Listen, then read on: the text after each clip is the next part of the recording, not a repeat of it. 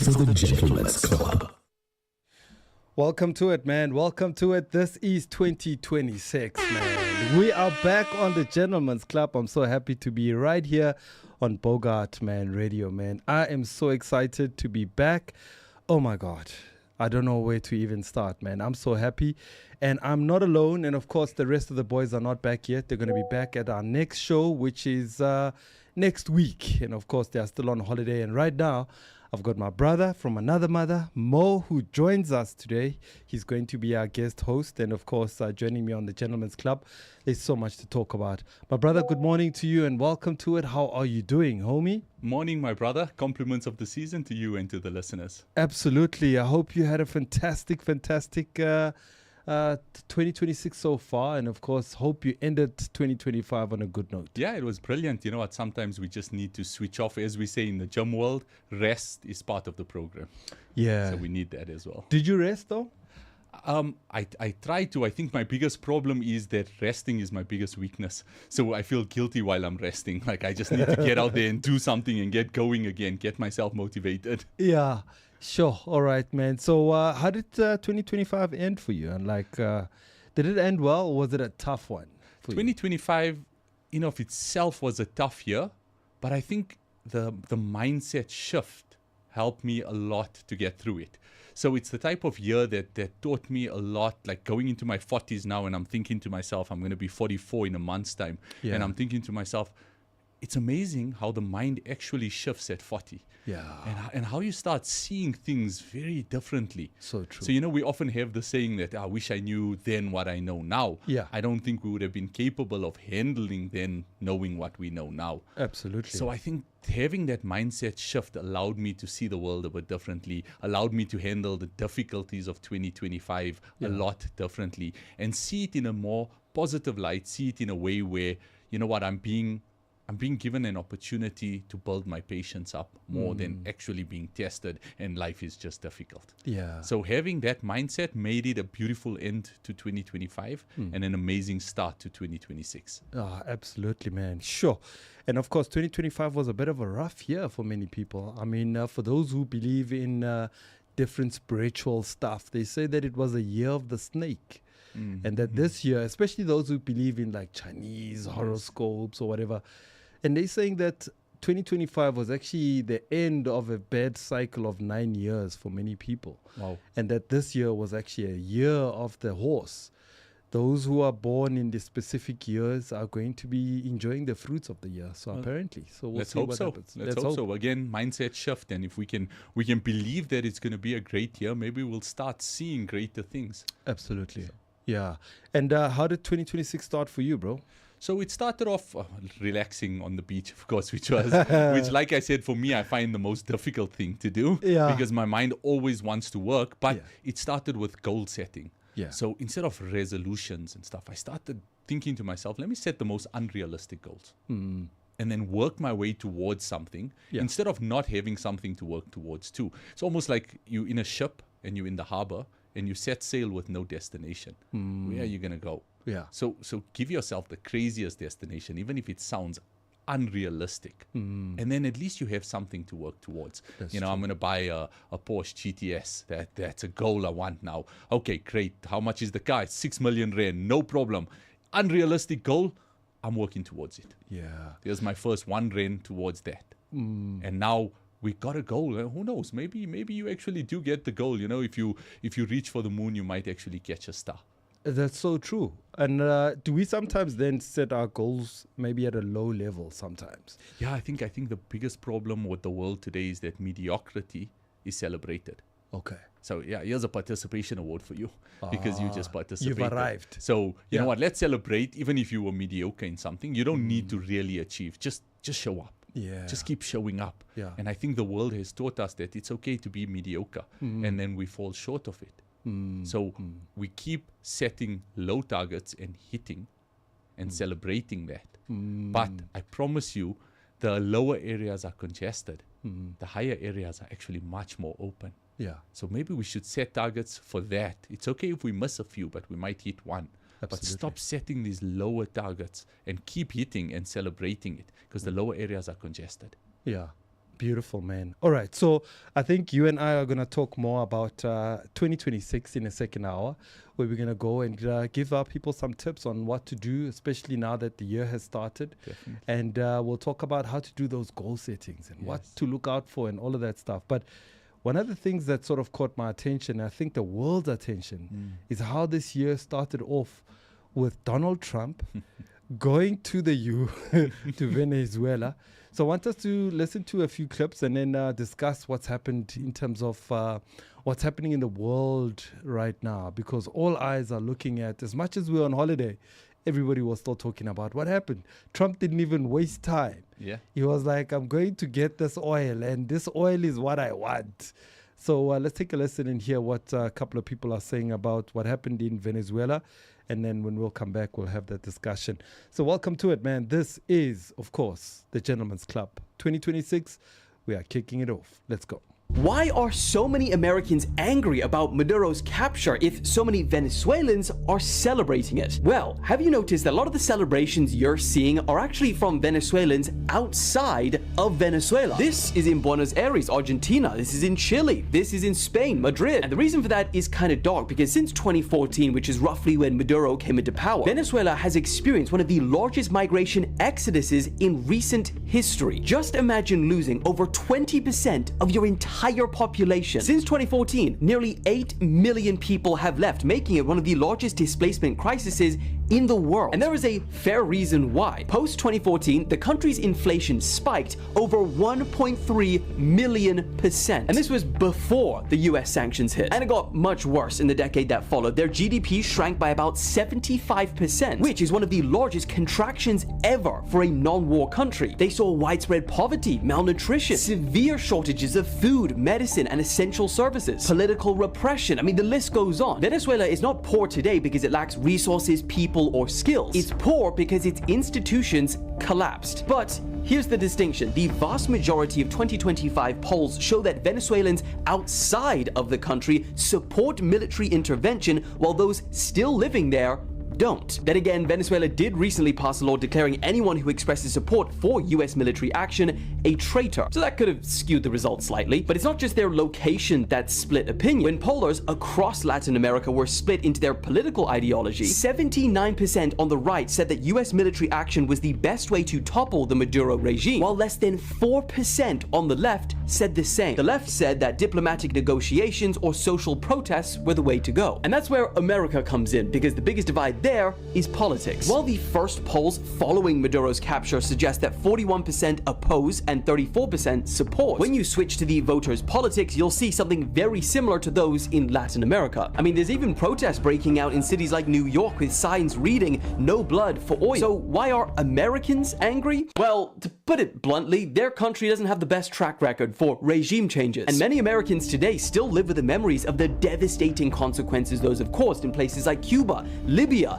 and Iraq. They say that this is blatant imperialism, that this is a violation of international law, that Trump doesn't have the right to unilaterally say that their country is now running another sovereign country. But those who support this, including many Venezuelans, say Maduro was a murderous dictator that was ruining the lives of millions. And many are thanking Trump, saying that for the first time in decades, Venezuela is free, and maybe finally they can return home. Because remember, it wasn't that long ago when Venezuela was one of the richest countries in Latin America. It had a higher GDP per capita than Spain, Portugal, Greece, and South Korea. But the question is, what do you think? Is this the beginning of Venezuela's return to its former glory? Or is it a dangerous precedent and the start of something much worse?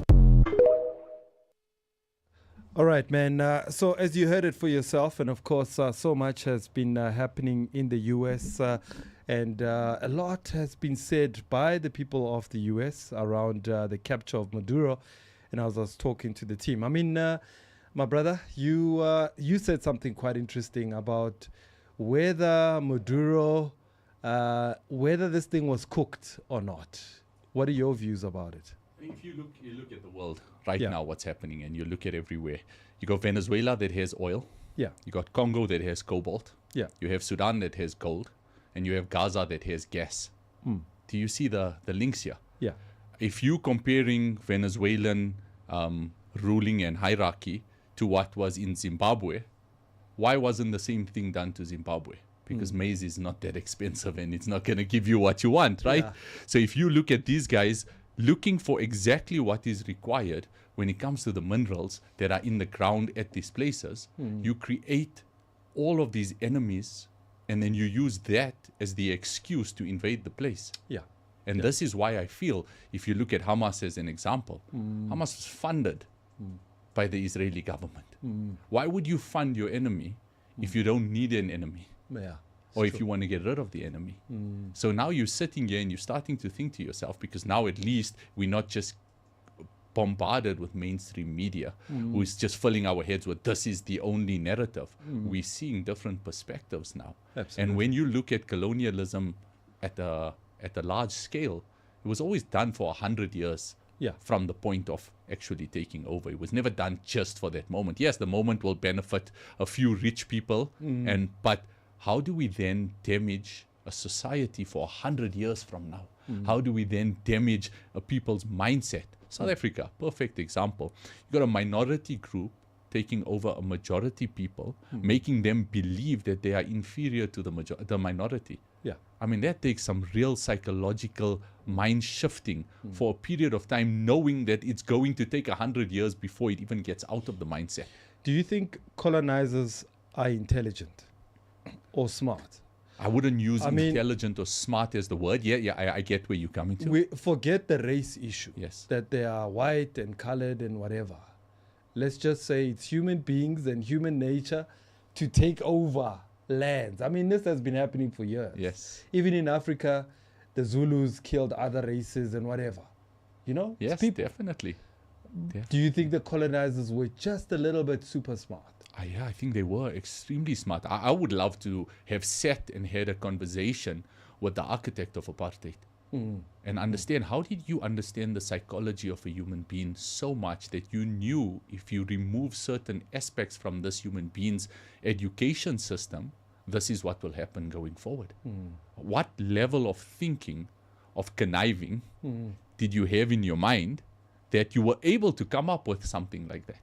I mean, you and I can't even think of going into a store and bargaining with someone and try and manipulate them a little to give us a small price that's better. Whereas these people were talking about damaging generations just so that they could feel superior to that generation. Imagine that has to be the ultimate of all inferiority complexes, to have to damage generations to make yourself feel superior. That's crazy. That's crazy. Is that insanity or is it being smart? I think it's been like this, like you say, from the beginning of time. I think there's a level of intelligence that's required to be able to implement it. But then there is that level of insanity. There's that thin line between genius and insanity. And I think these people were bordering on that line. Donald Trump, being a grandiose narcissist that he is, sitting in the most powerful seat in the world. What worst type of an individual can you give it to than someone who only thrives on power in every single aspect of it? Now you're giving him the power to do what he wants to do, walking into a country and taking over. All of a sudden now it's like, we want Greenland for security. No problem. You want Greenland, so what does that mean? You just walk in and take Greenland. So then China will say, no problem. Humanitarian laws don't exist. We'll take Taiwan. True. And all of a sudden, borders, humanitarian laws don't exist. And the only people that suffer are the citizens that were protected by their governments. They are the ones who are suffering. So yes, you have Venezuelans that are celebrating, the ones who ran away. The same South African apartheid Afrikaners who ran away from South Africa, if they have to hear that this government, the ANC government, was overthrown, do you think that they'll be upset about it, or would they be celebrating it? Of course they'd be celebrating. So we have to understand, we might see them celebrating, but are they celebrating because they were those who were benefiting of the previous government and not benefiting of the current government? Is that the only reason that they're celebrating? Well, you know, basically Maduro became like a Mugabe when he took over Chavez, Julio Cesar Chavez. Chavez built Venezuela into a social state, and he turned it around. He created more jobs. He put more people in social housing, and he stabilized the oil industry. Yes. To making it one of the best in the world. In fact, the biggest in the world at his time. And when Maduro took over, he did away with all the leadership that was there with, it's like the animals farm story. Yes. When the new leadership comes in, it chases away the old leadership. It creates security systems like they did in the animal farm. And then the security systems attack the opponents. And that's what Maduro did. Yeah. He went up against everybody who used to serve with the previous government, even if it was from the same party. And then also he lost the last elections. He refused to actually leave the seat. And then he made it difficult for his people. You know, inflation went up. There was no food in the stores. People started stealing from the shops. So, I mean, I'm not saying that it was right from Trump what he did, but I'm just saying I'm very confused with what's happening at the moment. Definitely. You know? Does that not then bring us to the question that I asked? Was he not put there to overthrow a government that was already for the people? No one else was benefiting off that oil except the Venezuelan people. Now, all of a sudden, the American government's going to be benefiting from this oil because there was a leader who couldn't take care of what he needed to take care of. So who put him there? Absolutely. All right, let's hear more from the Americans. And of course, NBC News reported this in the morning, and this is what they had to say. At the center of this U.S. strategy in Venezuela is oil. The country holds the world's largest reserves, and President Trump just announced that the country will be turning over millions and millions of barrels to the United States at market price. Peter, the president just posted about oil in Venezuela. What are we learning here? Well, emphasizing the president prioritizing Venezuelan oil, late tonight he posted that the interim government there, the government of Delcy Rodriguez, will be turning over, as he says, 30 to 50 million barrels of sanctioned oil to the U.S., which the president says will be sold here at its market price. He said it'll be taken by storage ships and brought directly to docks in the U.S. He adds that the money will be controlled by, in his words, me, to ensure that it's used to benefit the people of both Venezuela and the U.S. To give you a broad sense here, the U.S. produces roughly 13 million barrels a day. So the number he's talking about is roughly 3 or 4 days worth of oil. Clearly, this is going to raise questions about the future of the relationship between the U.S. and Venezuela. The president has said getting access to Venezuela's oil supply and rebuilding its infrastructure there, Gotti, is a priority. So the infrastructure for these oil, if you look at where they're situated, all the infrastructure is damaged. It's all sitting there. No one's working. Towns have become ghost towns. And of course, this is what Trump also had to say. And, he's got that Truth Social that he posts on every morning. I don't know, but I've never seen a president that announces to the public before he tells his own cabinet. Trump is just that guy. He's just that guy. He says, I'm pleased to announce that the interim authorities in Venezuela will be turning over between 30 and 50 million barrels of high quality sanctioned oil to the United States of America. This oil will be sold at its market price, and that money will be controlled by me as President of the United States of America to ensure that it is used to benefit the people of Venezuela and the United States. I have asked the Energy Secretary Chris Wright to execute this plan immediately.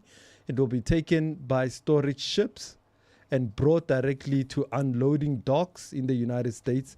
Thank you for your attention to this matter. So this is just grand theft. It's like theft, public theft. It really is. Just think about this for a second, right? Somewhere in America, there's a podcast going on right now. Yeah. And they're talking of overthrowing the South African government because there's a white genocide. Yeah. Okay. This is what they've been told. So they have no idea what's happening in this country. Yeah. But to them, there's a white genocide happening in this country. They've never stepped foot in here the same way we've never stepped foot in Venezuela. Yeah. The information that we're being fed about Venezuela is the information they want to give us about Venezuela. Yeah. Maybe if we were to go there and see it the same way, if someone had to come here and see there's absolutely no white genocide here, it might be a totally different narrative to what we're being fed as well. So we can't just take it for their word that, no, we had to step in, because all of a sudden America only needs to step in to save a country that has minerals underground. If you don't have minerals underground, we really don't need to save you. You sort yourself out. Zimbabwe was my point in note here. When Zimbabwe went through what they went through, why did nobody step in to save them? Why was Mugabe not arrested? Why did no one come in with their military and try and stop it? There was nothing there for them. There was no need for them to go in. It wasn't worth it for them. It was not worth it. Just now I read on the news, Netanyahu, the judge that is trying his corruption case, was killed in an accident, a mysterious accident, where a car came from off-road and knocked his motorcycle off and killed him. There are much higher things that are happening than we as normal, every citizens and civilians can understand. But we can't also close our eyes to thinking that this is not what the art of war is about. It's about blinding the masses and doing what you need to do, and then putting your foot over the line and seeing how much worse you can do before you are stopped from doing it, because asking for permission is a lot more difficult than asking for forgiveness. Absolutely. And I mean, you can tell that even with the decision to go after Maduro, it was not a decision of parliament in the US. So in other words, Donald Trump did not tell the House that this is what they are planning to do, and this is when it's going to happen. Now, he goes to a press conference and then he says, we didn't tell them because we were afraid it was going to leak. Maduro was going to run away. All right, so they asked Trump something else, and listen to what he said. They asked him if he was doing this for the money, and Trump, being a bully, here's what he had to say. I don't like to travel. But when I travel, I make a lot of money for the country, not for me. For me, I don't care. I have a much higher purpose. I have plenty of money. I don't need money. I don't want money. I want to make money for the country. Does he really want to make money for the country, though? I think he just wants power. I think when you get to that level of money, money doesn't matter, right? I mean, you can buy anything you want to buy, and then it becomes power.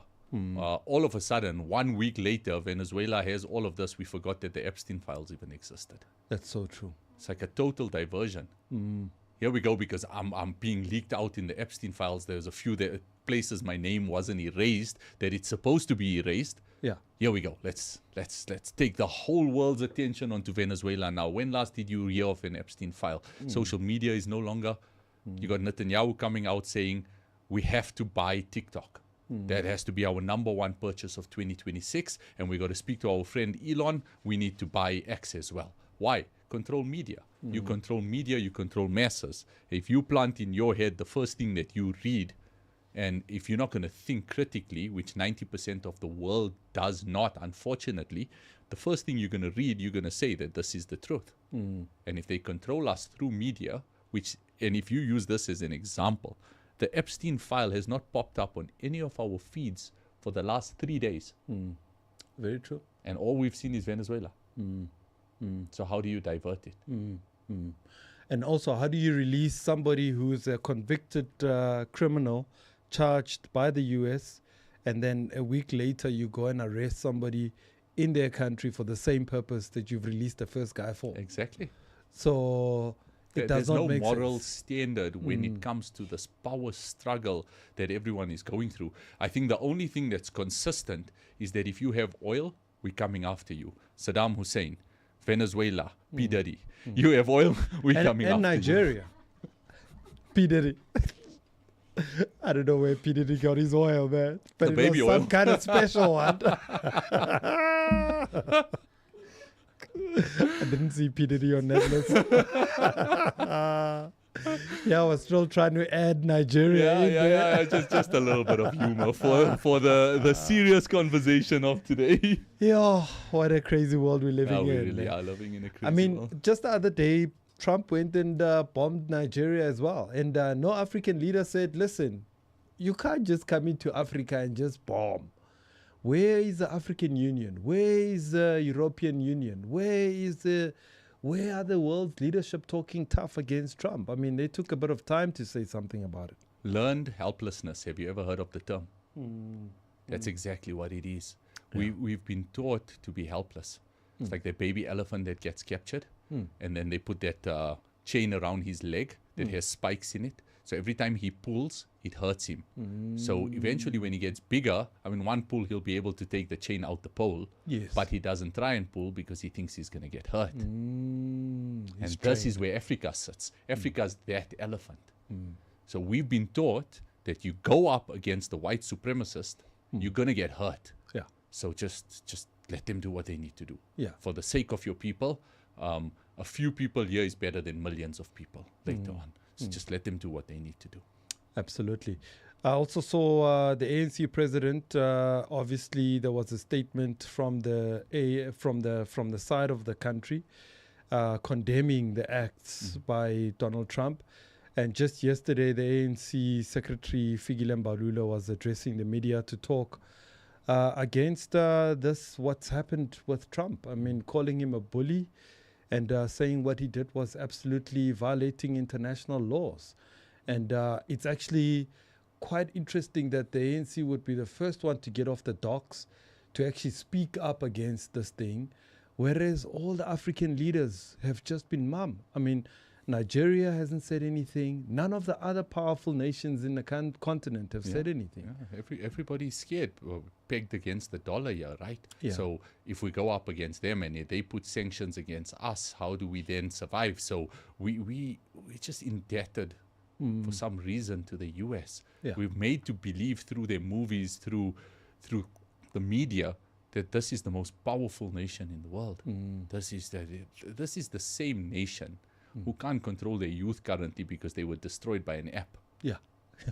By TikTok. By TikTok. The same nation who China used modern warfare to create TikTok to destroy the youth, which means 50 years from now, can you imagine who the president of America is going to be? It's someone who was on TikTok or OnlyFans or one of those apps. It's going to be the president and the first lady of America. That's true. But China are looking, whereas colonialism looks 100 years ahead, Chinese warfare looks 500 years ahead. Absolutely. So we need to stop thinking only for the moment as well. You got to plant seeds under the shade of the trees that we will not sit. Yeah, sure. Very powerful. Very powerful. We're here for such a short period. How long have human beings been here in this world? You know, tens of thousands of years. We are going to be here for 80 of those years. It's small. So do you think maybe, I mean, this was also my theory that Trump has, if you look at the last elections of the mayor of New York, when he was elected, he was up against billionaires that were funding a campaign. These guys literally threw almost 8 to 9 million in 4 days towards a campaign to discredit the current mayor of New York. And because he was a Republican, and of course the Republicans lost New York, and they didn't see that coming. And it was a guy from an Indian origin who won, which they didn't expect at all to actually be a guy that resonates with the people. Now, do you think maybe the fact that billionaires are spending so much money on elections, I know they're doing it here in South Africa as well, but do you think overseas this was just a payback for Trump? Because we know that he's controlled by gun manufacturers. That's why they can't do anything with their gun laws. Now, with the oil, they are not getting much supply, and they are in short in terms of their own reserves. Do you think maybe it's payback and he needs to act on it as well? Yeah, I think it's always going to be a bureaucracy when it comes to the world. There's always going to be a higher power than the politicians that we see. There's the puppet masters that are pulling the strings there. Yeah. So they're the ones who are going to make the decision without us ever knowing who they are. They stay in the shadows. They say that the powerful stay in the shadows and push the others out into the sunlight to get burnt. That's crazy. And they just remain in the shadows. They'll always be there. The ones who are funding, the ones who have the money, the ones who want to put certain pieces on the chess table so that they can win this game of chess. And it will always be exactly what you said. There are people who are saying, we've spent money here, but we didn't get what we wanted to get. Because no matter what happens, you cannot beat the masses. And this is what we need to learn in a world that is pushing individualism. Ubuntu is the answer. You stand together as a continent, all of a sudden, who can touch you? We got the most minerals in the whole world. We got the biggest population in a continent. We've got the biggest land the most amount of land mass in the continent, the most beautiful coastlines. Who can touch Africa if we stand together? Absolutely. Very, very true.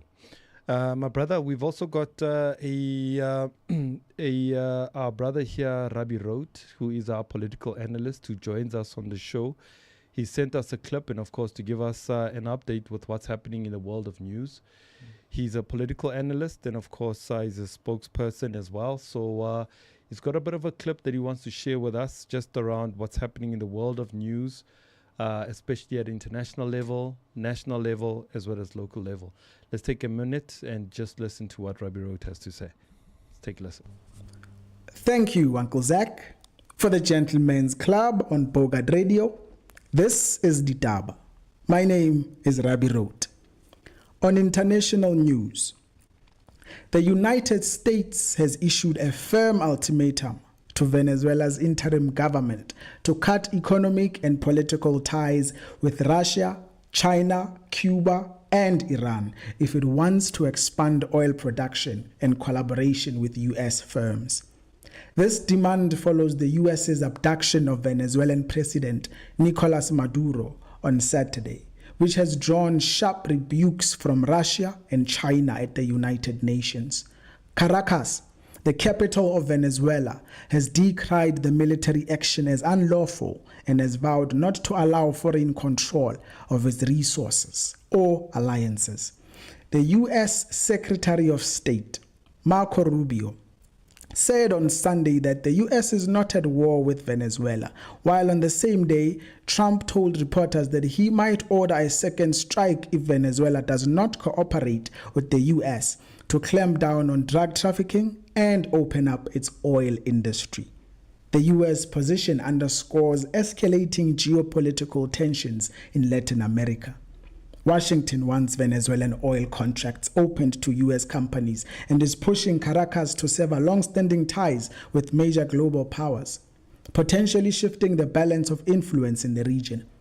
Reactions from Moscow, Beijing, and Havana signal that this could have broader implications beyond energy markets. On national news, President Cyril Ramaphosa has appointed Advocate Endi Mutibi as the new National Director of Public Prosecutions, with the appointment taking effect on 1 February 2026. Mutibi, currently head of the Special Investigating Unit, the SIU, has decades of legal experience, from being a public prosecutor and magistrate to senior legal executive roles, including at SARS. His selection came after an advisory panel found no other candidate suitable following his interviews. The chairperson of the Portfolio Committee on Justice and Constitutional Development, Mr. Olangola, said that the committee acknowledges the president's exercise of his executive authority in making this appointment and reiterates that this is an important step toward enhancing prosecutorial capacity and stability within the NPA. The appointment marks the end of Advocate Shamila Botahi's term, a period marked by challenges for the National Prosecuting Authority. Parliament's Justice Committee has welcomed Mutibi's appointment, stressing the need to strengthen prosecutorial effectiveness and maintain oversight. The presidency has also named Leonard Lekgetho as acting head of the SIU, ensuring continuity in anti-corruption efforts once Mutibi moves to the NPA. On local news, in Johannesburg, residents are being warned to prepare for up to 7 days of water interruptions as Joburg Water continues major repairs on aging infrastructure. Several areas may experience low water pressure or dry taps, with officials urging residents to use water sparingly where possible. While supply remains a challenge, concerns over water quality are being eased. Joburg Water has confirmed that most recent water samples now meet drinking water standards following a contamination scare in parts of the city. According to Joburg Water spokesperson Guguletu Quma, the incident was linked to unplanned maintenance carried out on 29 December in an older suburb with aging infrastructure. Quma explained that in these areas, Portable water pipes, storm water drains, and sewer lines often run close together. During maintenance on a water pipe, a nearby sewer blockage created the risk of cross-contamination. As a precaution, Joburg Water shut off the water supply to the affected area and began testing. Officials say ongoing monitoring shows the water is now largely safe, but some supply disruptions remain while repairs continue.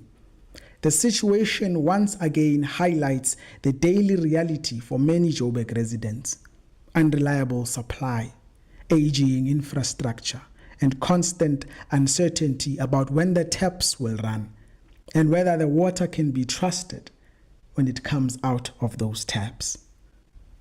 This has been your world, your country, and your city. For the Gentleman's Club on Bogart Radio, my name is Rabbi Rote. Uncle Zach, back to you in studio. Thank you very much, my brother. We appreciate it, and happy 2026 to you. Thank you so much for such detailed news. My brother, I mean, so much. I mean, he tried to give us an overview of what we were discussing about Trump, but interestingly, more worrying is the water crisis that could possibly hit Johannesburg in the next 2 to 3 days. So we urge all residents to refill your water bottles. I mean, I certainly refilled about 50 liters of water just to put aside, just so that we can, do the dishes, wash and stuff like that. But some scary thoughts to think that so many people are being affected, and some worse than the others. Definitely. Look, I mean, water is life, flows from the veins of this earth into our veins. So we need to make sure that there will always be a good supply. And the reality is, unfortunately, the infrastructure is aging, and it wasn't maintained for a long period of time, and the population of Johannesburg grew a substantial amount, where on one plot where you would normally have had one home on a big plot in some of these areas, you've now got 8 freestanding houses that are standing there on that plot. Now that 8 homes are trying to pull water from a pipe that was only supposed to supply 1, maybe maximum 2 homes there, and this is causing a problem. So we need to actually look at a solution where Joburg Water needs to come in before you build, to say, listen, you need to be able to supply for 8 homes here, because this is what's going to happen. You look at Fourways as a perfect example.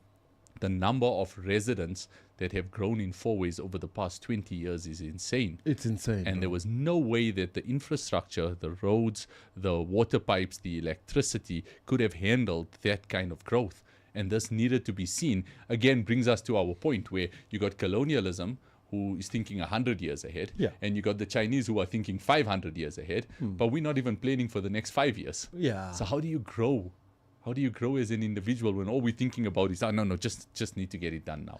Interestingly, the city has a plan, because I've been involved with the city for a while. So it's got this plan that was started, I think, in 2009. It's called the GDS 2040. So it's a growth and development strategy. And it was created by then the mayor of Johannesburg, it was Park Stow, that actually had a plan around how do we see the city by 2040. So he looked at it, and then he said, this city is going to grow. And the estimation was that the city is growing at 120,000 people per annum.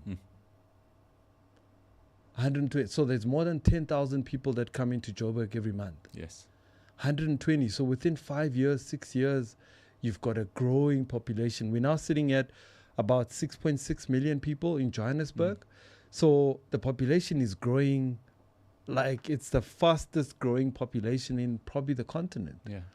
And what this plan was saying, instead of a 30-year plan, you break it down into small pockets of plans. It's called the IDP, the Integrated Development Plan. So the city looks at it every 5 years, and it says, where are we in terms of our long-term goal, and how do we implement in terms of our short? So the IDP then looks at the population growth, looks at the economy, the GDP, and then it says, how do we then plan for next year, and so on and so on. But unfortunately, the population just does not know much about its own country, bro. That's just the saddest part. Because I've been to so many public meetings, and the public just don't go to public meetings. And you go to all these public meetings and you say to them, this is Midrand, we're going to build it.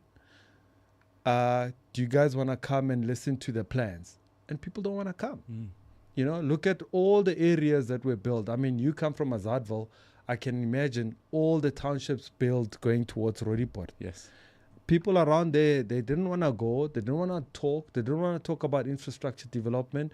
And then the infrastructure development comes at a cost. It says the city must lay down the infrastructure costs. But then the residents must pay. And if you look at Soweto, that has more than 3 to 4 million people, most of our Sowetans are not paying for anything. Yeah. For water, for lights, for services. So where does the money come from? Where does the money come from? So the money comes from the paying customers in the suburban areas. Yes. Unfortunately, your Sandton and Rosebank and those high affluent areas, the money comes from there because they're the biggest rate payers. It gets put into one pot and then that money gets distributed. And the people that protest the most are the ones in the townships That are not paying. that are not paying. But guess what? They want water, they want services, they want... If you go to Orange Farm, you go to Ivory Park, which is not far from Midrand, you go to Diepsloot, brother, you'll be so shocked. But people have DSTVs, they've got big, large screen TVs, but they are not paying for services. Yeah, and then, I mean, that's detrimental to the country. Which is a big problem. Yeah, it is a big problem. So how do we get people to pay for what they use? Well, again, it comes to the mindset of responsibility. You have to be a responsible individual to understand that you're not just here for you and you alone. In this world, in this country, in any single place, we have a responsibility to the entire world. Yeah. As a human being, when you are brought into this world, you have a responsibility. You'll give your children the best and you'll try and do the best for them. But if you want to do the best for them, then fix the country. Pay what you're supposed to pay. Give your dues where you're supposed to give your dues.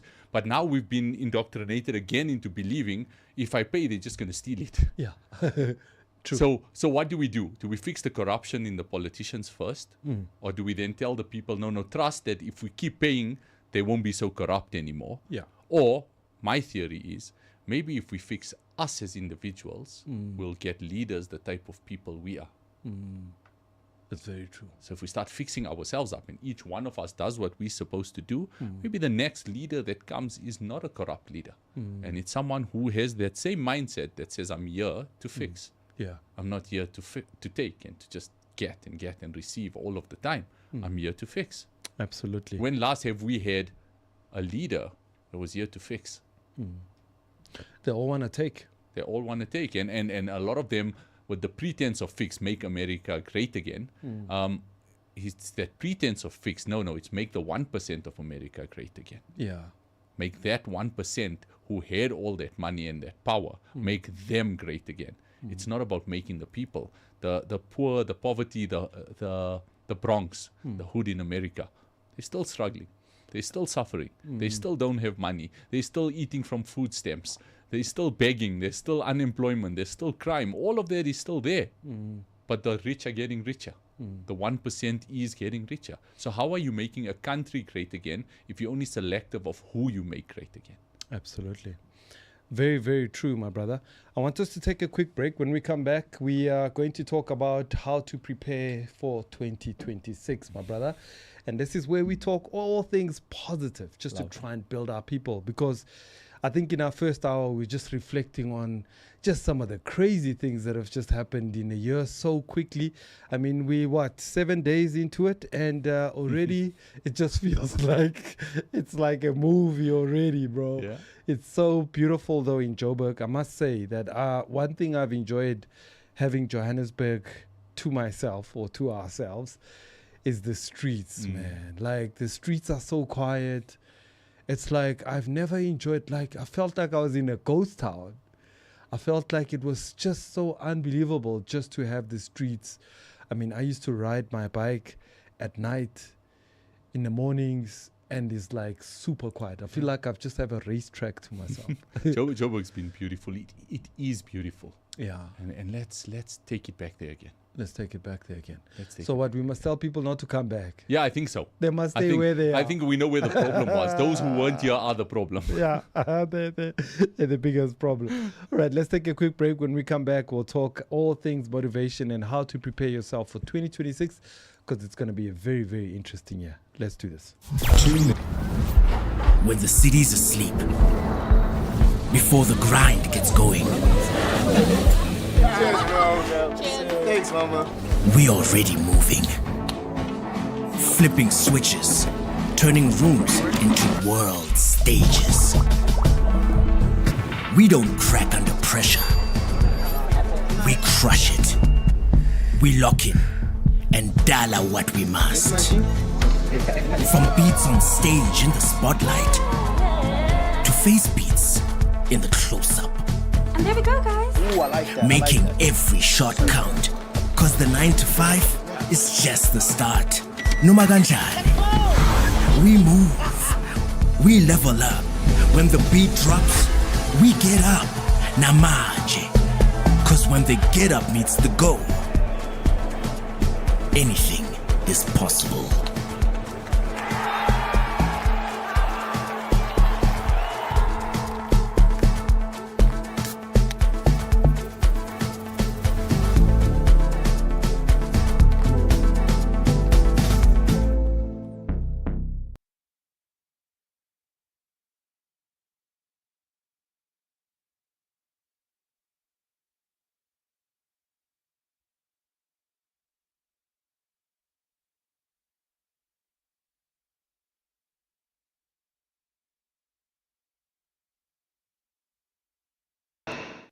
All right, man, as we prepare for our second hour right here on the Gentleman's Club. And of course, this is a time where we're going to chat to our guest and talk about how to prepare for 2026. And of course, it's going to be a very, very interesting year with lots to look forward to and lots to achieve. And of course, we all have our personal goals we want to achieve.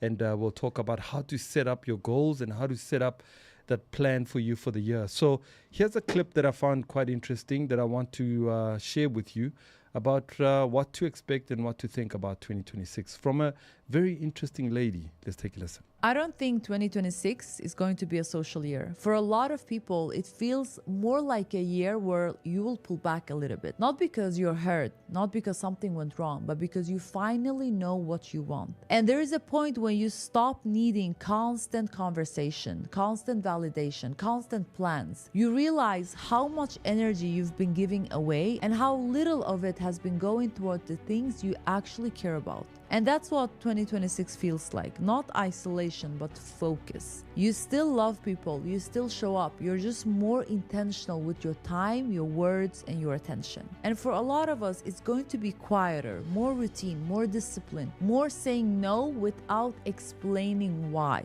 It's the year where progress matters more than perception, where consistency matters more than being seen, where you stop announcing what you're about to do and just do it. So if 2026 feel like it's going to be just you, God, and your goals for a while, you're not alone. That's not loneliness, that's alignment. And most people don't recognize it until everything finally starts working. All right, my brother, I mean, what do you make of that clip?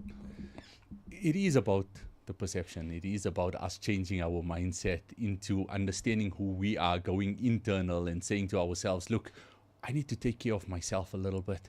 I need to stop worrying about showing the world, because we spent the last 5 years, especially from COVID to now, trying to prove to the world that we are something, and it did not satisfy who we were as an individual. So maybe it's time that we just go internal and start approving ourselves. Start being happy, content with what we have. You know, riches are not the things that you have, but rather the richness of the soul. And if the soul is internal, then we need to enrich it more and more. So yeah, time to reflect, time to sit back and say, do I need this noise? Is this what I really require in my life? All this noise around me. We had a moment, like you said, Johannesburg was quiet, and you enjoyed it because there was no noise. Everything was just still for that moment, and you weren't being fed. And sometimes we think the noises go into our head, but the reality is that our ears are gutters to our heart. And the more we're taking in, the more it's filling our heart, and the heart's a vessel and it can only take so much. The mind is infinite, it can go on, but the heart's a vessel and it can only take so much. So when that heart becomes full with all of this noise that's coming in, how do we put love in it, or gratitude in it, or any of the things that we actually require to feel from our heart? Because I've never felt an emotion from my head. True. Everything stems here. Yes. So let's be careful, because our eyes and our ears are gutters to our heart. So let's be careful what we feed our heart as well. Yeah. So how should we start this year? It's so important, as we spoke earlier, to have a goal.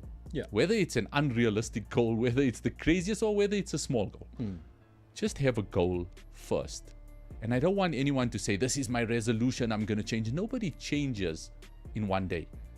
You got to understand that a change comes through consistency. Yeah. So we need to be consistent at what we are doing, and over time the consistency will pay off and it will compound. Warren Buffett always talks about compound interest, and that's how you get richer. Sure. What about compound consistency in something good? We're all consistent. Every single human being is consistent. Some are consistent at the gym, some are consistent at their work, some are consistent at being lazy, but it's consistency nonetheless. Absolutely. So we all have it within us. We just need to choose what to be consistent about. Yeah. And then take that and every single day just keep doing it over and over till it becomes your character. And when it becomes your character, you look back and you think to yourself, wow, I've actually come this far. Yeah. Our problem is that we do not realize how far we've come because we're constantly setting the bar higher. You don't reflect. We don't reflect how far we've come from. So now we're sitting and we're saying, okay, I've got this great radio show, it's amazing, but now I need 1 million viewers. So now you've set the bar higher, but you don't realize that before this you never even had a mic in front of you. That's so true. So we need to look in the rearview mirror every now and then as well and say, thank God. Let me be grateful. Because gratitude is this magnetic chain that takes everything that you have and holds it together so you don't lose it, and then it attracts a whole lot more towards you. Whereas without gratitude, you start losing everything because that chain is broken and it's not attracting anything else towards you. So the answer for 2026, it's time to be grateful. Let's ask our listeners this. What's gratitude? What is real gratitude? I'm grateful because I have a house. If I have to ask you to name 10 things, you're going to tell me, I have a car, I have a house, I have a job, I have my kids, I have my health. Yeah, wonderful to be grateful for. Yeah. If I were to tell you now that you would lose all 5 of your senses and you'd have nothing but your heartbeat and your mind keeping you alive and you cannot move a limb in your body, would you still be grateful? No, definitely not. It'd be difficult, wouldn't it? You know, interestingly you say this because I was watching a video on Cristiano Ronaldo and I was watching how he trains, and his views on longevity. Now, he's 41 this year. He's playing at the highest level. How and what's his view on longevity? And he said exactly the same thing, consistency. That when he was younger, he trained harder. Now he trains lesser, but he's consistent all the way. He's consistent in what he eats, always been, consistent on what he drinks, consistent on going to gym, consistent right throughout. And I agree with you that it's and also like you say, you got to be grateful. And one of the important things he said if you don't take care of your health, he says generally people have 100 problems. But if you have a health problem, your health problem is going to be your number one problem. Definitely. All the 99 problems are going to fall away. Definitely. Because when you are in your bed and you are sick, you're not going to worry about your car wheel issue, your sound system in your car. Like all the other problems are going to fall away 100%. when your health is a problem. I was around 10 years old and I read a quote that went this way, and it changed my whole perspective. It said, if you do not make time for health in your young age, make time for illness in your old age. God damn. You got to look after it. But that stems from gratitude, right? If I were to ask you or the listeners now, take a sip of water right now. Okay, I'll take a sip. Let's take a sip of water. Okay, simple test. Did you choke? No. Why? Because I expected it to just go down. There's a little flap in your throat called the epiglottis. Okay. And it closes your windpipe when you swallow. So it stops water from going down your windpipe. So we've all had that moment where it went down the wrong pipe and your mom would tell you, stop eating so fast. And, I had that you choke like you're about to die. Yeah. Right? Yeah. If you were to drink that sip of water and the epiglottis did not do its job, you would drown from that sip of water because the water would go into your lungs. So the next time you think you have nothing to be grateful for, take a sip of water, be grateful, and move on with your life. Stop looking for these big things to find to be grateful for. What about just understanding the small little things that are happening, the miraculous things that are happening within you? That's true. And be grateful for that. Start there. Then consistently do that over time and watch what will happen. Yeah. Best case scenario, you've drank 8 glasses of water just testing if your epiglottis is still working. Yeah. So it's a beautiful thing, but then consistently be grateful because that's just going to attract so much more. There's just the abundance of gratitude. That mindset changes everything. Everything. If you're a grateful individual, you want to strive to do more, but you're okay if you don't get more. Yeah. Because you're just grateful with what you have. And by default, by being consistent, you will get more. Yeah. Just by default. So it just works hand in hand, and it's such a beautiful concept that if 2026, if I can tell you to do one thing, it's just be consistent at being grateful. And everything else will just flow into your life. It opens up the pathways for so much more. Very interesting. I mean, I had this conversation with one of my boys over the weekend, and I was saying to him, you know, sometimes we'll complain that maybe we don't have enough money or whatever, you know. Then I said to him, but I mean, this is what he was saying. So then I said, let's look back 20 years ago, 25 years ago. Where were we? And what were we doing? It's like completely a different world, you know. And so, like you say, to your point, be grateful because you are far ahead of where you were 20 years ago, 15 years ago, 10 years ago. You earn more money, you've done a lot more, you've achieved more. Can you be grateful for that and just never not be grateful at all? So I agree with you. Yeah, definitely. I mean, we spent the first hour of the show talking about what's happening in the world. Sure. And by default, human beings have a negative bias. So by default, everything is negative in our life because we fed negativity. Yeah. From the start, from the start, it's you. You're not crying as a baby, you get hit. It's like negativity from day one. This is the default of a human being. So we have to then fight the negative bias and see the positivity in everything.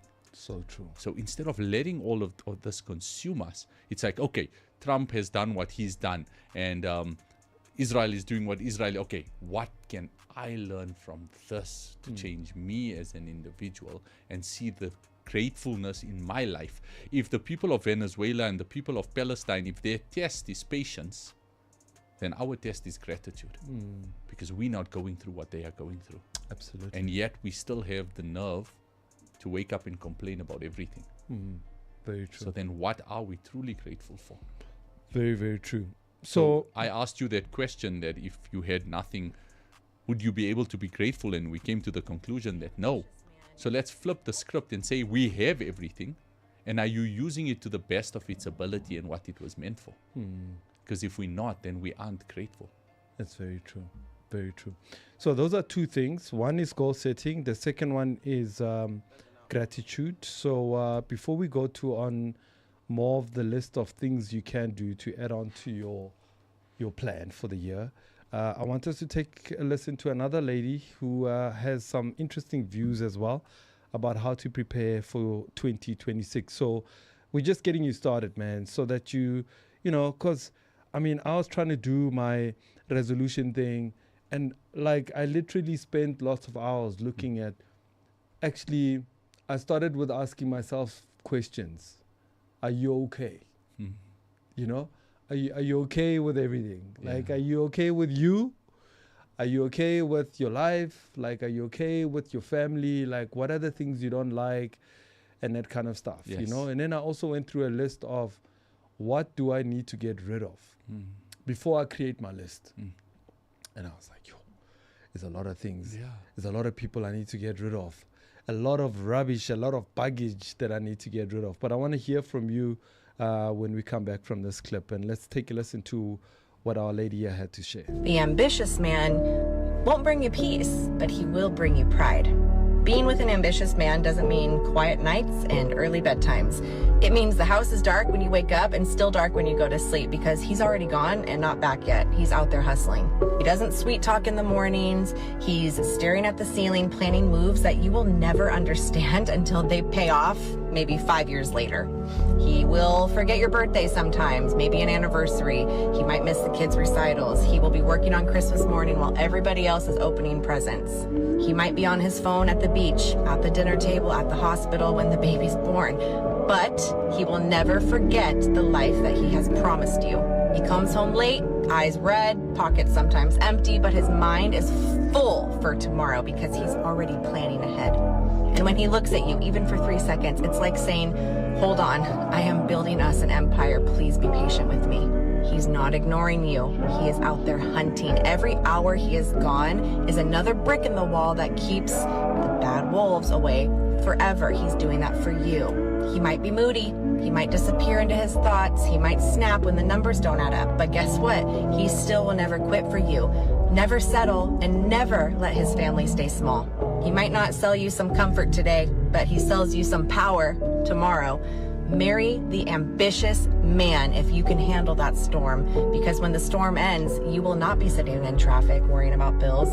You'll be sitting on top of the world he refused to live beneath. He might not give you an easy life, but he is going to give you a legendary one, so choose carefully. Most women want to be loved gently. Only a few are built to be loved fiercely by a man who is busy becoming unstoppable. All right, so I found that quite interesting because we know that we're talking to men out here and of course some ladies too, but you know, often women will complain that, hey, but my man is so busy, man. Why is he always on his phone? Why is he, you know, so, but, you know, in essence, men are hunters and we need to go out there and hunt and actually work and work hard. But often you leave your family behind, you leave your kids behind, you're never home. You know, how do you strike a balance between wanting to provide, wanting to be ambitious, wanting to be successful, at the same time maintaining the balance and making her happy or him happy, depends, you know, which way you swing. But yeah, how do you do that? It's a funny story. You know, there's a guy, he goes out and he looks for his woman and he finds this woman, and you know, as men, we promise the world, right? We promise the entire world. So he tells her, I'll climb the highest mountain for you, and I'll swim the deepest oceans for you, and I'll walk across the desert for you, and she loves it. And then they get married and he's never home because he's busy climbing the highest mountain. Yeah. He's swimming the deepest ocean and he's walking across the desert, and she's complaining that, and he says, but I promised you that I would do all of that for you. Yeah. So now I'm trying to do all of that to make sure that you have what you want. It's what you wanted in the first place. So now you have to understand. I think it boils down to having the communication with each other from the start. Yeah. I'm an ambitious man. This is what I do. I'm going to give you all of my love, but the way I love is to give you security. The way I love is to give you stability.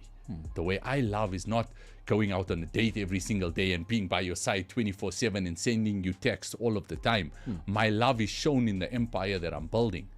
Are you willing to stand by my side? And if the woman says, no, I want to be loved like a princess, then unfortunately that man and that woman are not going to be compatible. But if she says, yes, I want to be loved like a queen, let's build a kingdom. So the women need to understand, do they want to be princesses or do they want to be queens? Because when you look at the way a princess is depicted, her hair is being combed by someone and her room is being made up and she's just living this fairy. But when you look at a queen, she's protecting a kingdom. While the king is out at battle. So do you want to upgrade as a woman from a princess to a queen? Then you need to be with a king. But if you want to remain a princess, find a prince. And the two of you can live this soft fairy tale life together without building an empire. Yeah, very, very true. And how does a guy maintain that balance?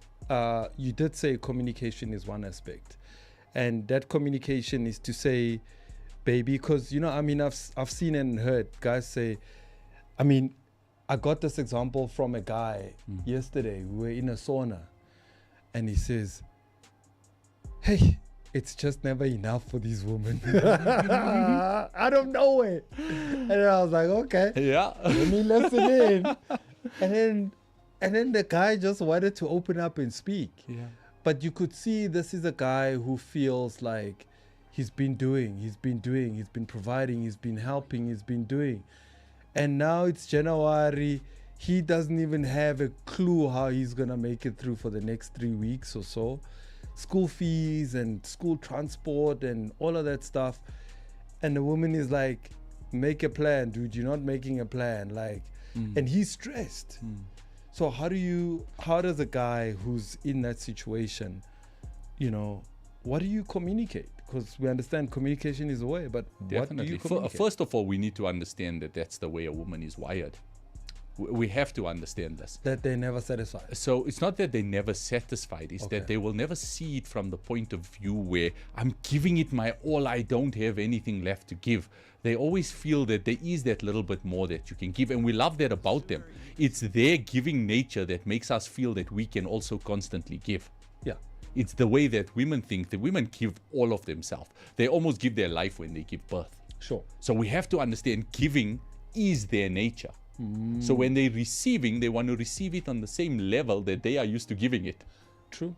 Because they take your surname. They give you kids. They give everything. They give their body to give us a family. True. So we have to understand that the mindset of a woman is one of, I'm constantly giving, so surely you can constantly give. Unfortunately, from a man's mindset, giving is very financial. Yes. And finances run out. Yeah. So when the finances run out, the woman doesn't just want the emotional stuff from us. Yeah. She needs the security and she needs the stability and she needs everything that she's been used to that you set up for her. But you need to sit down with her and say to her in a moment where we understand that women have 1 week in a month where the cognitive ability is set to logical mode and not emotional mode. Only 1 week in a month. Damn. So we're talking that women have 12 weeks in a year that their hormones are functioning normally. Sure. You need to know when to say these things. We have to be so, remember, you got a week before their period where it's hormones are like dropping like crazy. Then you got the period week where it's the pain of stomach pains and just feeling awkward all of the time and feeling uncomfortable. Then you got a week where the hormones are slowly starting to rise again. And then you have the 1 week period, they call it ovulation, where everything is now at a perfect balance and there's a state of homeostasis in the woman. That's the week that we can speak to them. That's the week, and we've all had it with our woman. No, for sure. Where we're sitting and we're thinking, I can't get through. Just yesterday she was okay. I can't get through to her. I often use the analogy that women are like the moon, where there's the new moon and it's no light in the sky at all, but then it gets bigger and then there's the full moon and it's beautiful, bright in the sky, and the sky is just stunning and the stars look amazing, and then it starts fading again. So we need to know at the right time to communicate with the woman as well. And then the rest of it, the burden that's within us, we are warriors, we are hunters. Take the burden, Take the pain, take the punches. handle it.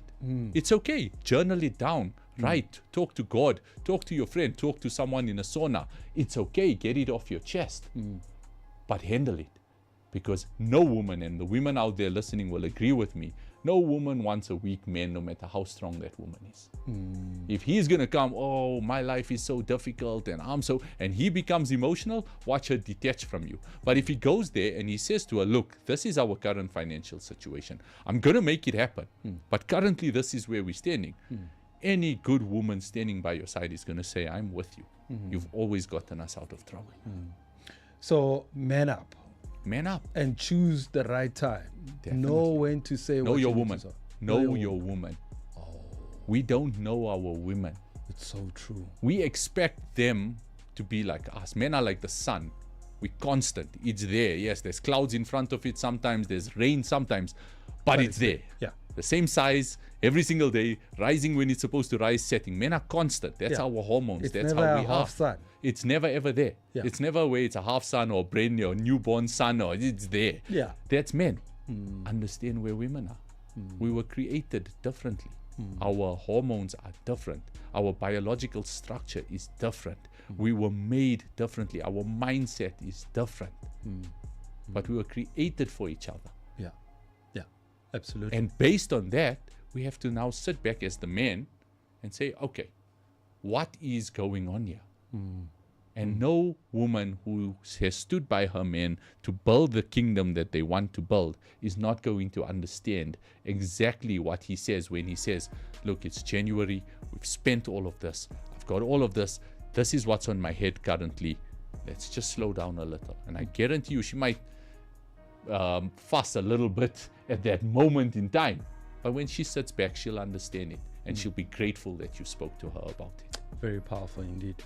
All right, so we've dealt with number 3 on our point, which is dealing with your partner, especially in planning for the year. So you've given us some tips as to how to handle the partners we are with in preparing for 2026. And of course, the next point is how do you, handle kids, like how do you plan for your kids? Because you've got your own plan.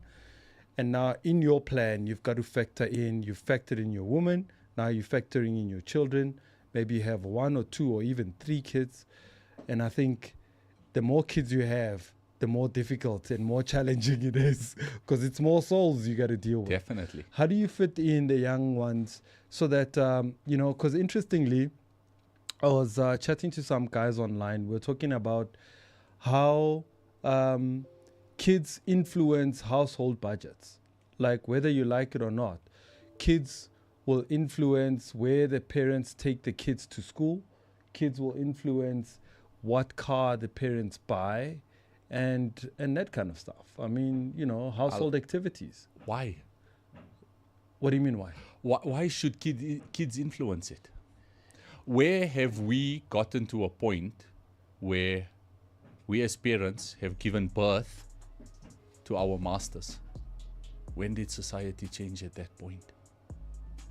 That a child that's coming into this world that has no clue what the world is about, that thinks the world revolves around them because in their home their world revolves around them, they know when they exit their door it's not going to be the same. No one's going to love you. As Chris Rock says, some of us don't even love you in this house. You're talking about loving you out of the house.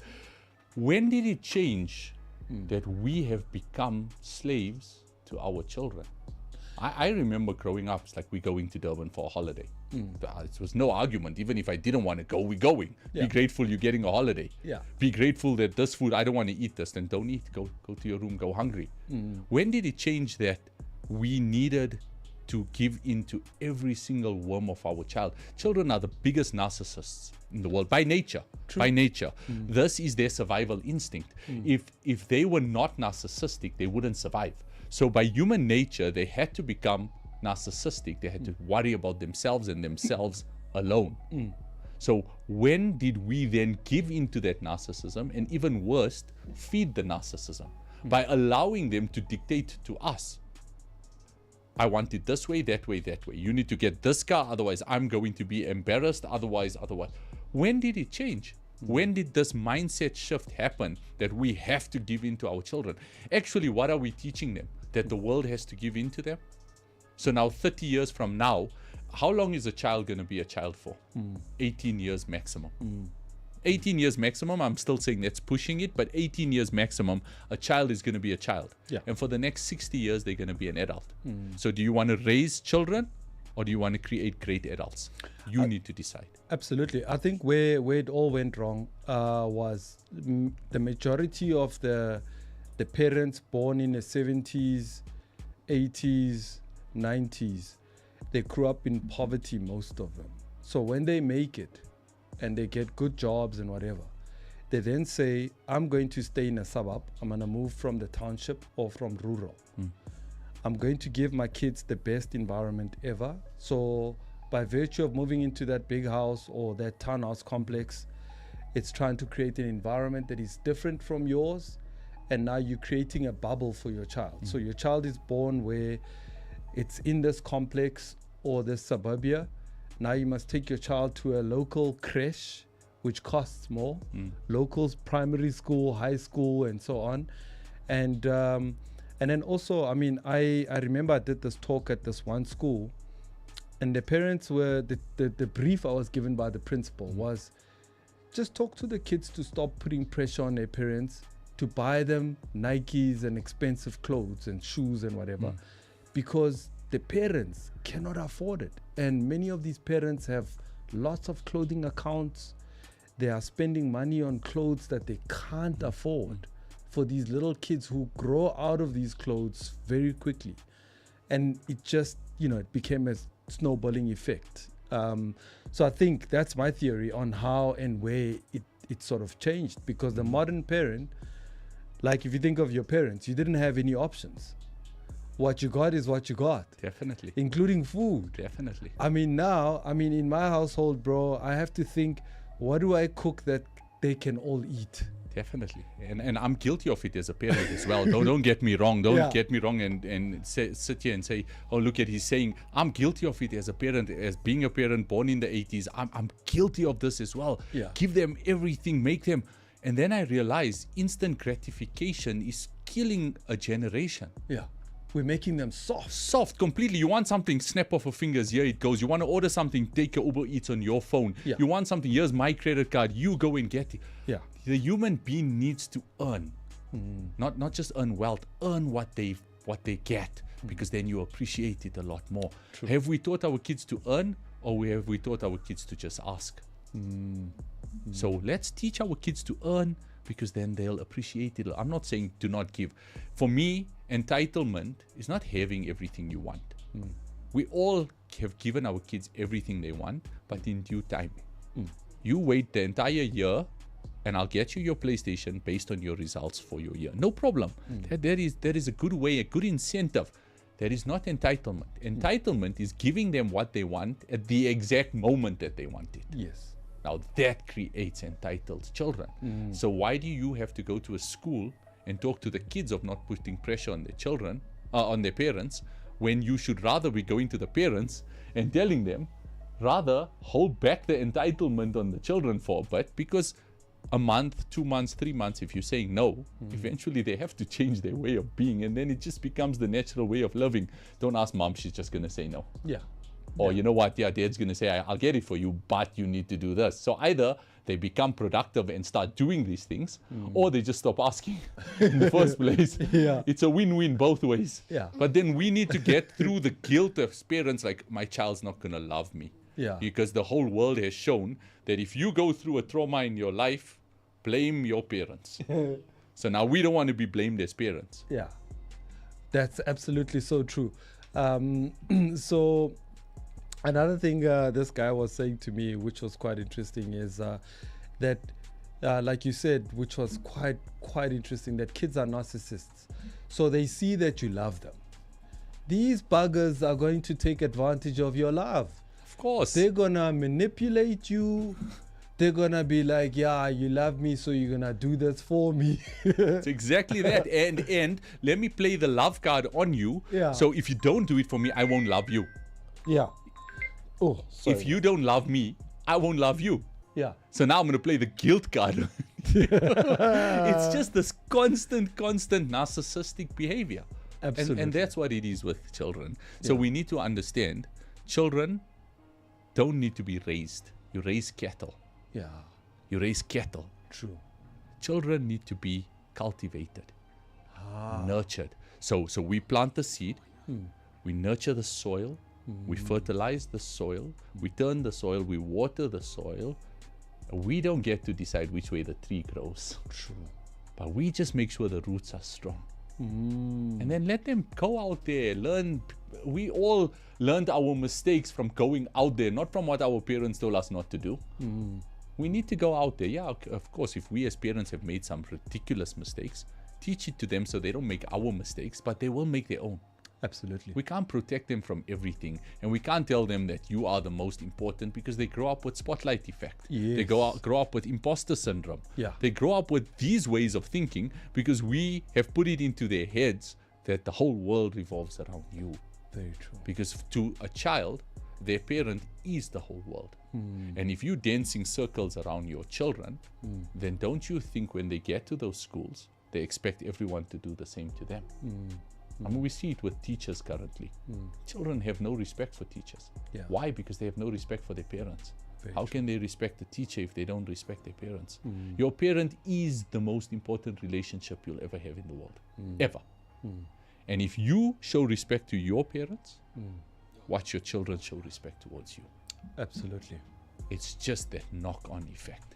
But we got people isolating themselves from their parents, putting them in old age homes and not visiting them, not speaking to them for months on end, blaming their father for the trauma they went through in their life. No problem, I get it. Everyone's been through a bit of a difficult time. But do you not think your children are watching you and saying, a father figure is the one who's most responsible for trauma, therefore when I get bigger, I got my father to blame. Even though that father gave up 30 years of his life making sure the child had everything. Yes, it's crazy. It is really crazy. It's a sensitive topic, and we need to really understand what we are doing as parents, because we're damaging a generation coming forward. So going into the year, as parents, what is your tip for the parents to make sure that, because a lot of parents can't afford some of the school fees they're taking their kids to.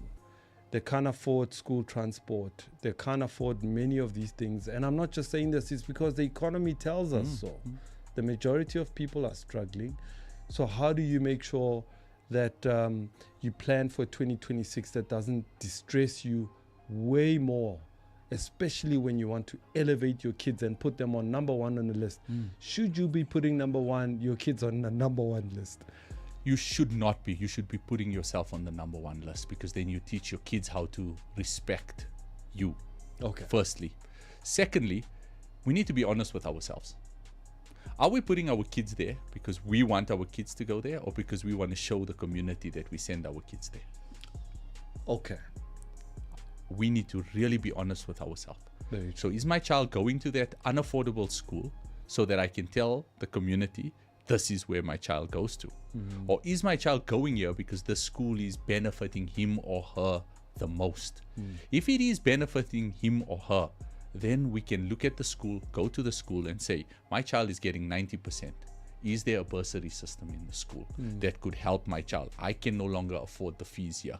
What is the way forward? And there are education institutes that allow for this. If your child is getting 90% in everything, there will be bursaries that come for your child. True. There will be ways of getting that education paid for.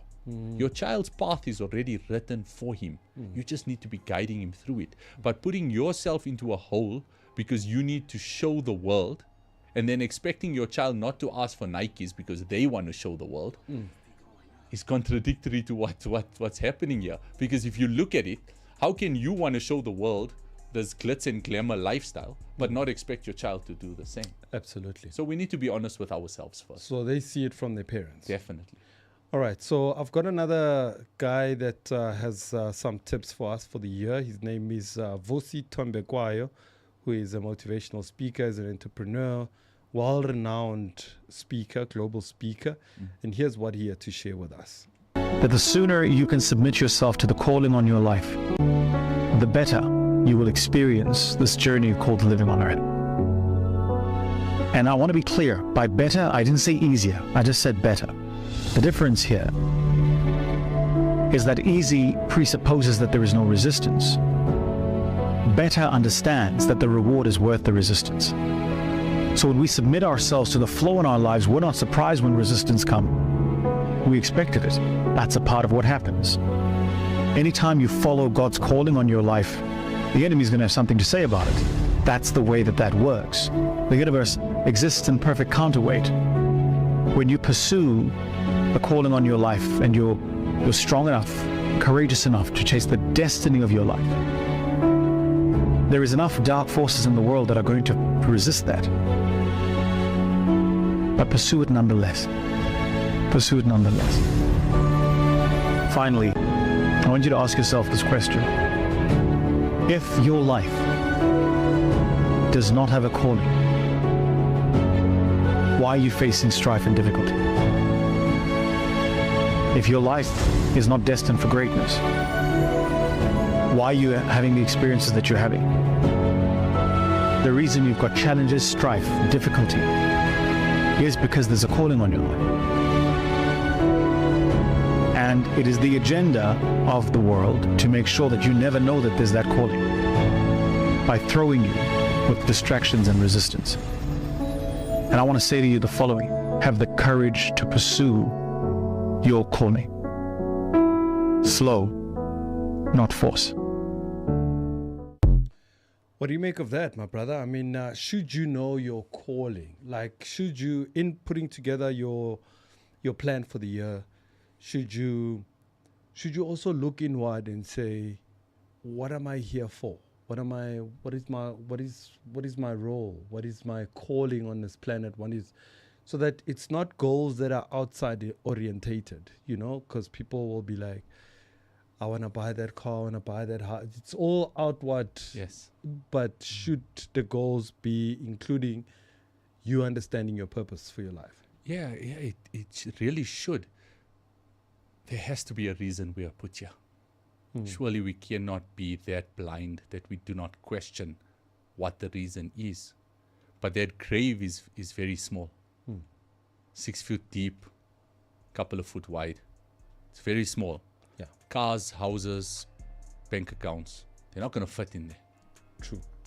So you're not taking any of it with you. And whatever you believe is going to happen in the next life, no matter what you believe, none of this is coming with you. The only thing that goes with you is the character that people remember that you were.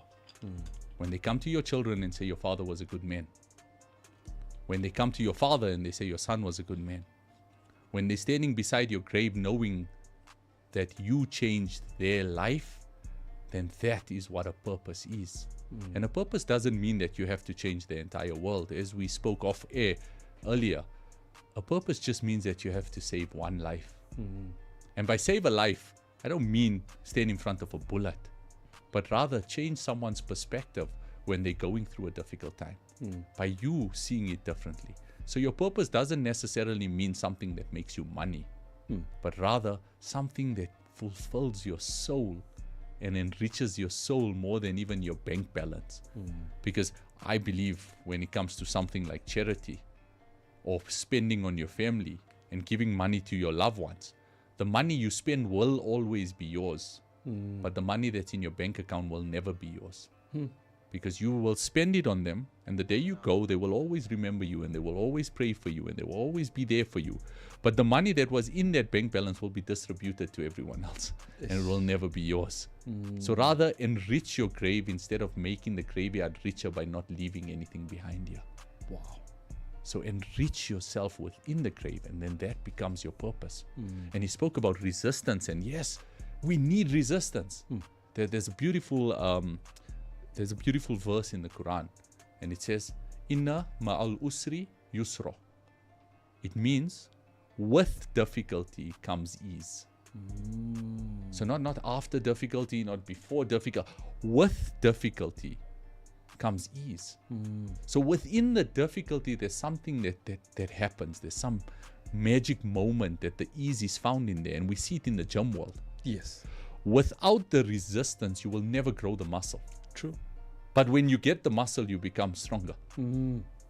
But you need the resistance to be able to grow the muscle. You need the pain. You need the pain. You need the difficulty in order to get the ease. Yet all of us are looking for the easiest route out because of what I call the biggest disease in the world, called laziness. Yes. How is laziness created? Instant gratification. How is instant gratification created? It's created by entitlement. Entitlement is getting what you want right now in this moment. Yeah. So nobody's ever walked into the gym, crushed one workout and reached their body goals. Never. You got to be consistent again at it. So you got a purpose. You need to be consistent at doing certain things. You need to know that delayed gratification is the answer, and you need to be grateful for everything that you're going through. And when you understand this formula, then in the difficulty you find ease. In the difficulty you are sitting there saying, I want that difficulty because I know what's waiting on the other end for me. Yeah. I'm gonna pursue it. This world has taken two values that are so ingrained in us and removed it from us. The value of patience and the value of gratitude. Without those two values, we are not human beings. We are just robots feeding the money-making machine of consumerism. Very true. Advertising and banking has done that to us. It's removed those two. Advertising has given us the need to want something, and banking has given us the means to get it. As and when you want it. As and when you want it. So now you are in debt. You owe money.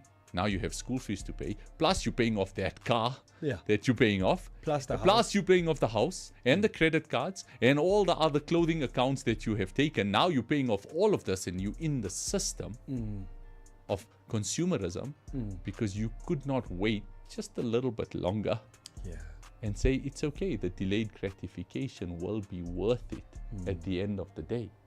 What about, I mean, interestingly, what you're saying there is that, which comes to my next point around, you know, watching over the Jones, like watching over your friends, your neighbors. You are saying, hey, my neighbor bought a new car. Hey, Shmari, you know. So is that an inspiration for you, or is it jealousy, or is it not just sticking to your lane? Because you don't know how he got it, and you don't know their means. But, you know, we've seen the rise of people comparing, competing, doing things because other people are doing it. And then in the end, like you say, you are trapped in this debt that you can't pay back. I mean, January and February, this is where most cars are being repossessed. Interestingly. Definitely. And because people bought them because of whatever gratification, they wanted to show people, they wanted to prove themselves to the Jones, or whatever the case might be. So how do people plan against or work towards watching people and being envious of what they have, and now you go and get yourself into trouble just to get those There's a reason why envy is one of the 7 deadly sins, right? It's true. Because it eats you up as a human being. Have you ever looked at someone less than you and said, I wish I had his life? No, never. If you were to look at someone less than you, what would you say about your life? I would say, when I do, I'm like, what did they do wrong? What happened to them for them to get to where they are? Then I'll be like, must be alcohol, drugs, or, you know, maybe abuse. Okay. Something. Or he didn't take responsibility for whatever reason. What about looking at them and saying, I'm so grateful for what I have? That too. And that I am not going through that difficulty. Why do we constantly need to look at people above us and compare our life? Why not look at people below us and be grateful for our life? That's so true. Why? There's an old saying, there's an old Arab saying that goes, I saw a man with no shoes crying for shoes until I showed him a man with no feet. Then your perception changes. We're always looking at those higher. I'm not saying don't have goals. You Sure. have your goals, Yeah. not someone else's goals. True. So you see someone driving a car. Why not pick up your hands, pray to God, and say, God, give him another one of those? Because God will say, sure, and I'll give you one. Because you were so nice. Because you were so happy for him. Yeah. Because one cannot be a true human being if he doesn't wish for his brother what he wishes for himself. So true. And then again comes down to individuality. Then you want to know, where does Ubuntu go to? What is Ubuntu? It's wishing for your brother what you also would want. True. He must have it and I'll have it. We both need to have it. And if someone doesn't have, I'm just grateful for what I have. You know what? Oh God, like, never put me in that situation. Protect me from that. And a brother who has more than me, give him more. But our hatred, our jealousy, our envy, our lack of love for ourselves makes us want him not to have, so we feel good about it. You wish it could be taken away from you. You know, there was a time in life where someone would want their brother to have as much as they have, and they all thrived because they helped each other and they grew. Okay. Then there was a time where I don't want you to have, so instead of you making 5,000 and I make 5,000, I want to make 10,000. I don't want you to have the 5,000. We've gotten so bad in our way of thinking and our way of being a human being, Yeah. that it's gotten to a point now, if Uncle Zach can make 5,000 and I can make 5,000, I'm willing to lose the 5,000 as long as he loses the 5,000 as well. Well, I don't even want to grow as long as he's not growing. And we're bringing this upon ourselves by comparing ourselves to people who are in debt, or even if they bought the car cash in, and this is what they have. That is their path. Trust me, we wouldn't want their difficulties.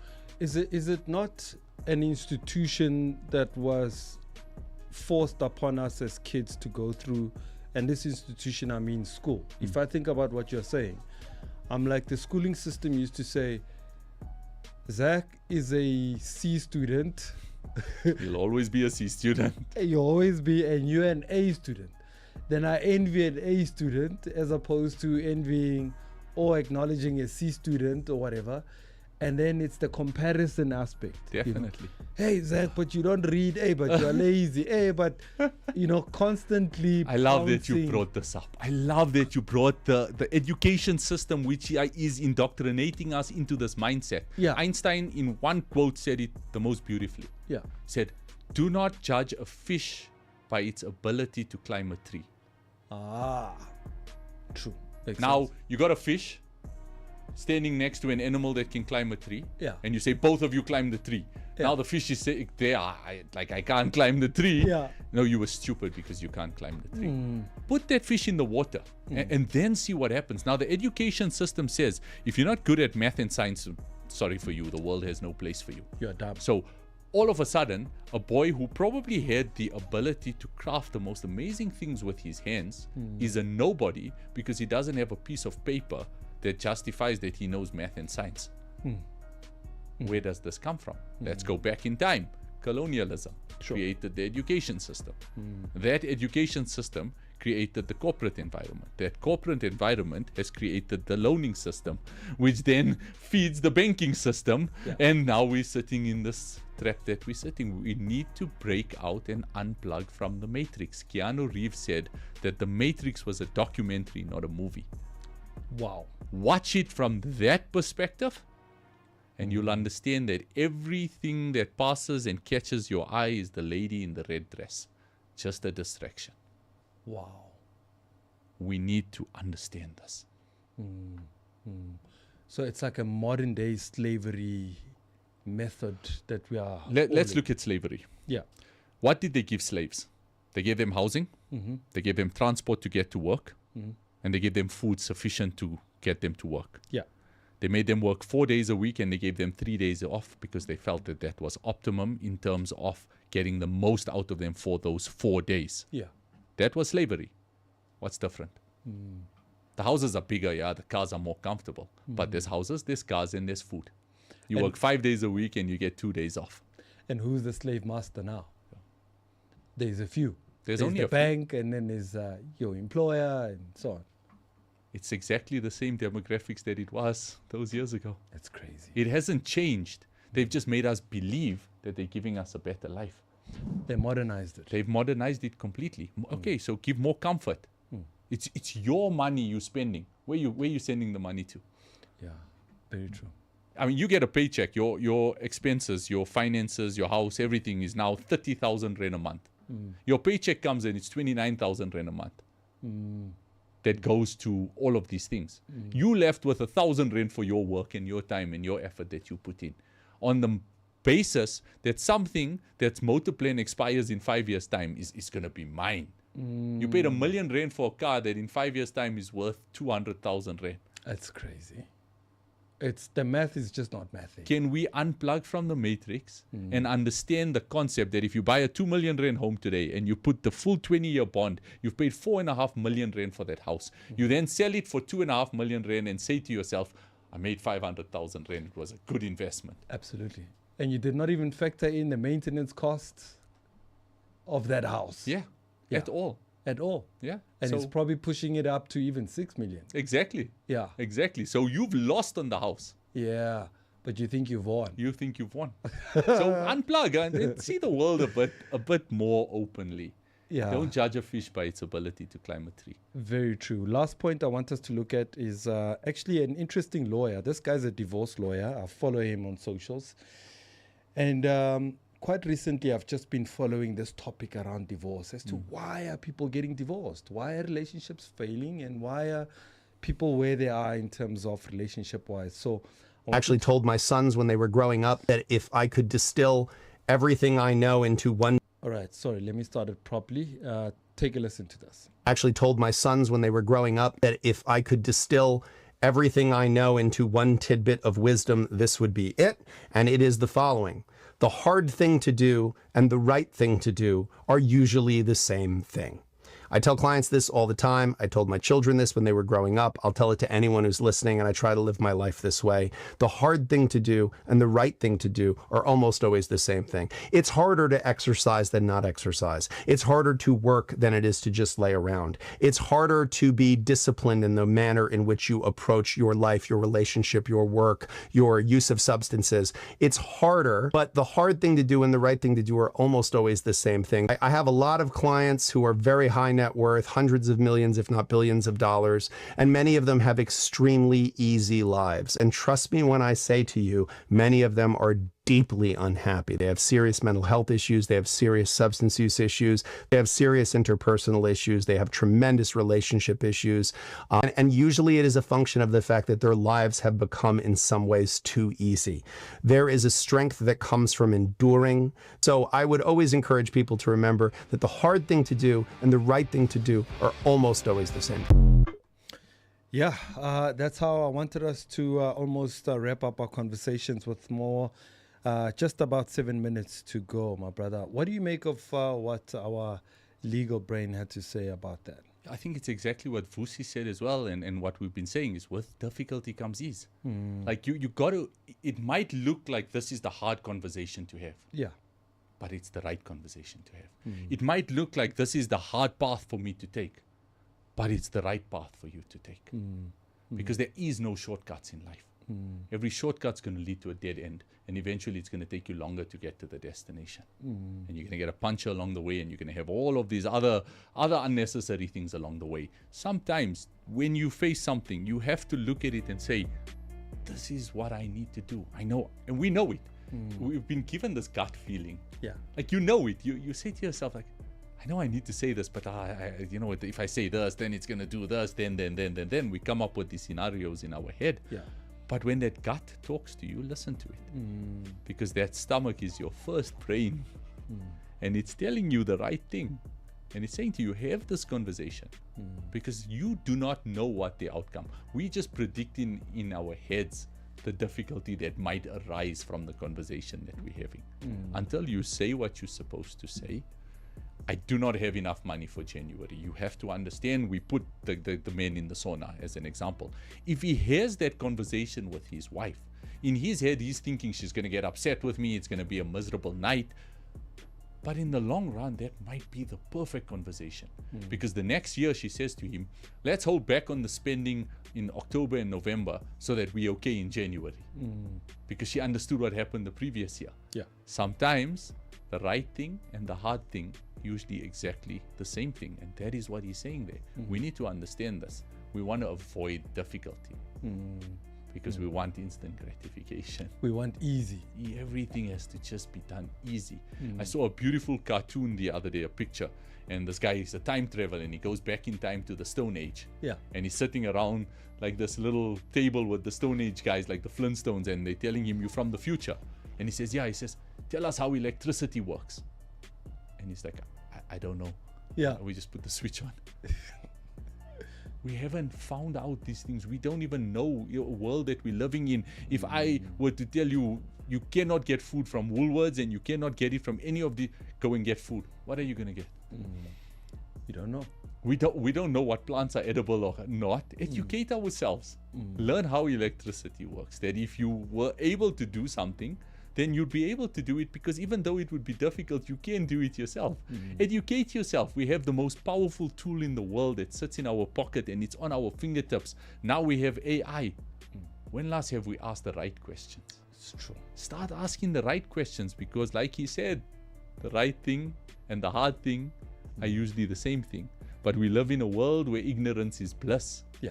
And everyone's just looking for that moment of happiness just so that they can feel good about themselves. And if things don't work out, there's always my parents to blame.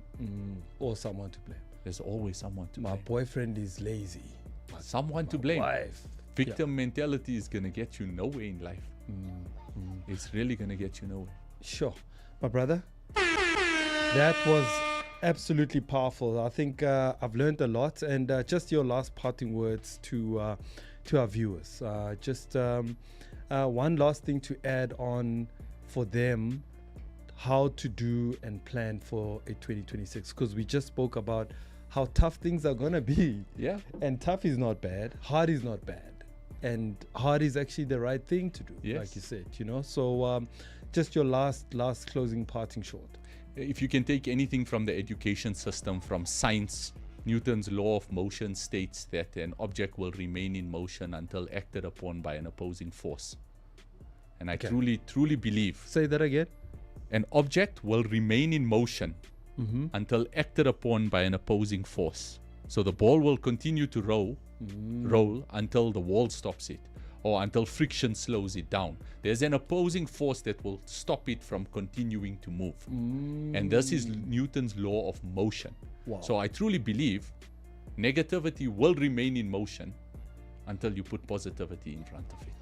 Wow. And positivity will continue to remain in motion until you put negativity in front of it. So if you want a life of positivity, allow the ball of positivity to continue, and do not put the opposing force of negativity in front of it, because it will stop that ball from rolling.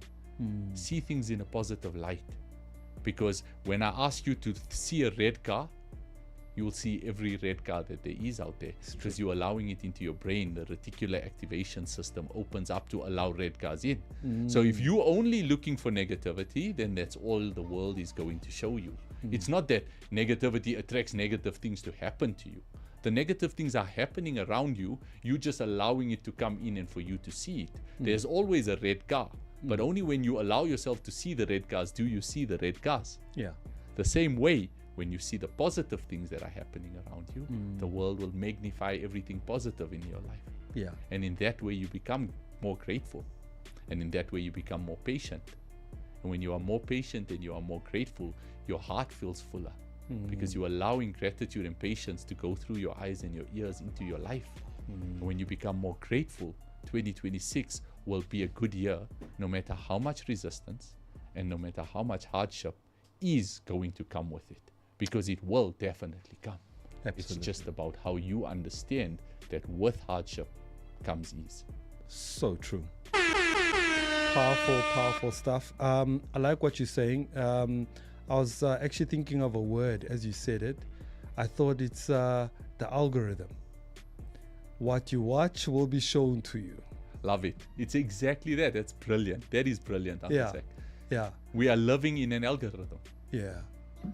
So if you choose good, you'll see good. If you see bad, if you choose bad, you'll see bad. If you watch nonsense on social media, that's what the algorithm will feed you. 100%. Yeah. And every now and then they're going to try and tempt you with something negative. Yeah. The world will put something negative. Yes. But you just got to scroll past that. Not interested. Let's move on. Absolutely. But brother, thank you so much for your time, man. This has absolutely been an amazing discussions with you. I truly enjoyed it, and I hope that our viewers and everybody that's watching would have enjoyed our conversations. And we do urge you to please follow Mo. Where can people follow you, bro? Instagram is my main social media. Yeah. Motivation SA. That's MOE for motivation. Yeah. Motivation SA.